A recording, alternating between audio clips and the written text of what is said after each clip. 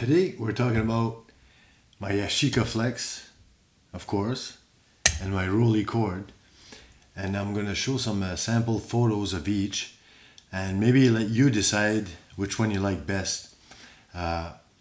First, let's explain these two cameras. Let's go ahead with the Yashica Flex. The main difference between the Yashica Flex and the ROLLEICORD is it's a 80mm lens, and the shutter speed goes from burst mode all the way up to 1/200, and the f-stops, the aperture goes to from 3.5. They both go from 3.5, but 3.5 up to 22, f22. So those are the two differences, the 80mm and the 1/200. And of course, this one doesn't have the protection to stop it from taking an unwanted shot or a double exposure. So I've been missing many shots with this camera. For example, when I developed my last 4 rolls of film, my ROLLEICORD, all 12 were good. And this one, the first time I had only 8 shots on it, 7, 9, but I never did get 12 shots out of this one. So you can crank without turning the film. So it's good if you do want to do a double exposure, but for some reason, it doesn't take the shot. It's just a blank film. And the other difference is the viewfinder, which I've mentioned before. It doesn't have that prism in it. You could probably see the ceiling. And that's about it for the differences. The ROLLEICORD is a 75mm, and it does have that prevention. So if you didn't wind your film after your last shot, your previous shot, you can't crank the shutter. You won't be able to. So you won't be able to take another shot. But you can, if you want to, take a double exposure by pressing this little button here. Now you can wind it. Now I'm going to have to take a double exposure because I do have film in it. But that's okay. So you see, when you have this locked, you can't wind it until you take the shot and turn the film. So that's the one protection I prefer about this one. Also, this one goes from burst mode all the way up to 1/500. And that's quite a difference, because the shots I've taken with the Yashica Flex have been a little bit, some of them anyways, have been a little bit overexposed because it's not fast enough. And I always so far been using the 160 Kodak Portra with both of them. As far as image quality goes, you will notice the Yashica Flex images are more creamier.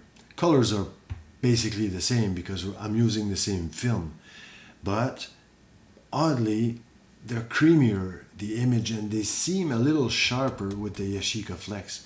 Though I have been getting sharp images. My first bunch were all blurry with the ROLLEICORD, but I started to get the hang of it, and I'm starting to get sharper and sharper images.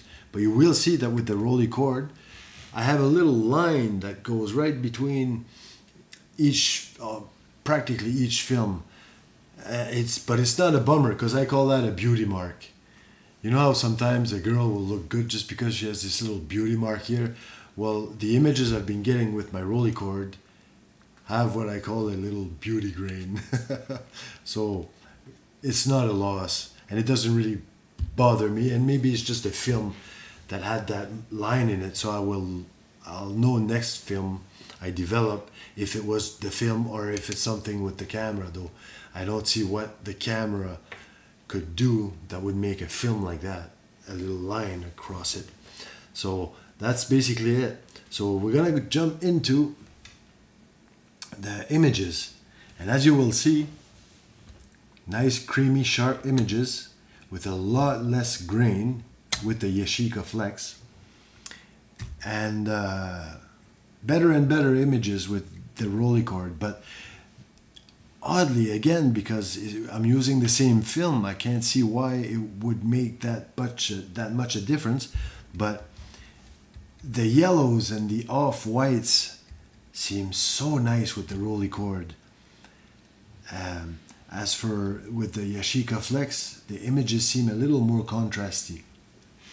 But I have to say, when I developed my first films, I had the right temperature of water, and I was supposed to have my film in the liquids for 3 minutes 30 seconds, and for both cameras, both films, I went 4 minutes because I wanted to push a bit more contrast into my images. That was a choice I made. So had I done 3 minutes and a half each as it was suggested, maybe they would have turned out differently, but I wanted to boost up the contrast a little bit, so I pushed it 30 seconds more than I should have. So like I said, that is my doing for my pleasure or my creative moment. So all right, let's get into the images.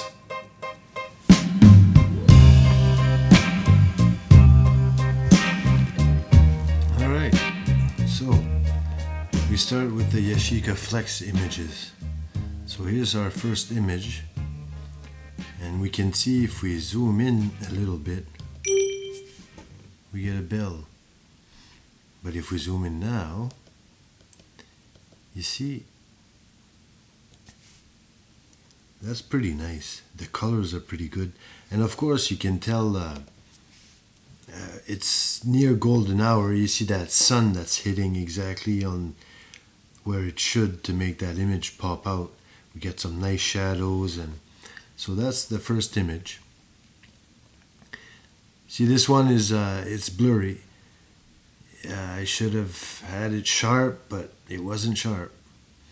But still, you can see what I mean by creamy. The colors are creamy. The contrast is good, but it's a little bit overexposed to my taste. This, I just love the colors. And again, you see that little creamy part of it. If we zoom in, the tree is not so detailed, but if you just look at it like that at a nice size, it looks perfectly fine, and the colors are really nice. This one here is with the Rolleicord, and here you can see the difference between the two. The Rolleicord seemed to offer more, seems to be a little richer, I find anyways. Colors seem, it just looks more professional, but I have a lot of little dust and grains here and there, you can tell. And that happens a lot more with my Rolleicord, so I guess I should dust it off a bit more. Yashica, creamy image. Yashica again, look at the clouds, look at the... I'm almost amazed and blown away by the details I still get from those old cameras. But you know what I mean by creamy colors. It almost looks like you're there. Yashica again. I guess after these few images, I don't even have to tell you which one it is. I bet you're already able to tell which one it is.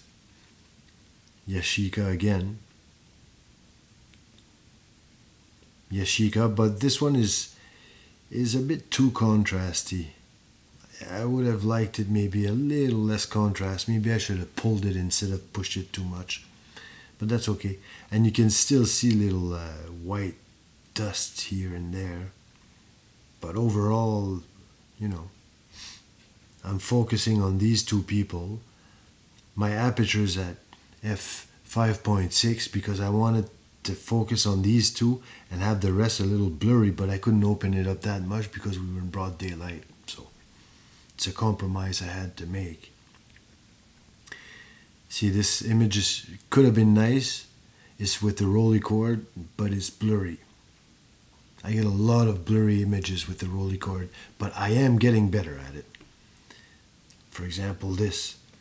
You see, this is a little overexposed again, but I like the light that was hitting this building here.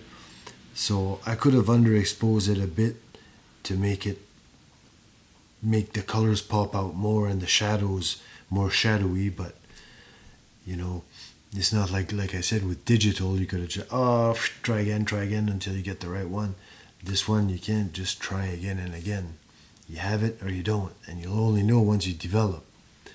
So, but I'm learning to trust my light meter a bit more. Sometimes my light meter says something and I'm like, can't be. But I should learn to trust it a little bit more because turns out it was right. This image I really like. Again, the Rolleicord. But look, we could see all the details on the trees. That light that's hitting that building. What I like about that image is that in a couple of months you won't be able to see the building behind it, because it'll be covered with leaves. So I don't know why that image, although has no subject, the subject is the light that's hitting and the colors. That's what the subject is, I think, of that image. Same with this one. We just had a little ray of light hitting and it was just perfect. And again with the Rolleicord, and see that line I was mentioning earlier, there it is. And I will have to call that a beauty mark. See, there's not much to this image, but it's the colors and the richness of the yellows, and again, see that light? Still, I like the image. Same with this one. Those are all the Rolleicords. And see, they are sharp. You see the water on the pavement here. That car came out nice. Look at that nice blue here. And the blacks, the mirror effect of the windows. That's a nice sharp image. Now here's that one. I pushed it a little bit. See how the shadows are darker. If we look closer, we could see the grain a bit more. If you look now, you probably see the grain. Like on the blue, you'll see it. But overall, it's a nice and sharp image. Too dark. You know, if I had a digital camera, I would probably pull the shadows up to see more of that person there, but that is what it is. That's once you've hit the shutter button, there's your piece of art right there. Of course, you can always play around with the light and the shadows and the blacks and the whites in Lightroom, but you can't do it so much. Look at that. How like just the light seems to want to take your eyes far down that road. That's a nice image. That bicycle, that's with the Yashica. And the yellows they're yellow.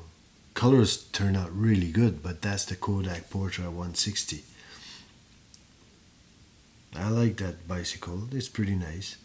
But I wish I could have had more of the bicycle in focus and the background blurry. But you see, I just got like this part here of the photo. That was my next door neighbor. I was on my way out and I saw her with that deal and I don't even know what that's called. And she was just looking at that thing. And I said, "Oh, I have to take a picture of you." She said, "Oh, that's fine." And I kind of like that machine. It's a nice picture. You see the sky. I like the color of the sky, the color of that machine. It's just nice. But you see, it's not as sharp as it could be. You see that building behind is sharp. That machine, whatever it is somewhat sharp. But she's not in focus. But it's okay. I was kind of looking at this, but it would have been nice to have her in focus too. Oh, and that's it. Those are my images. I hope you enjoyed those images. I sure enjoyed taking them and developing them. Like I said before, digital camera, digital photography takes care of all the commercial side of photography. And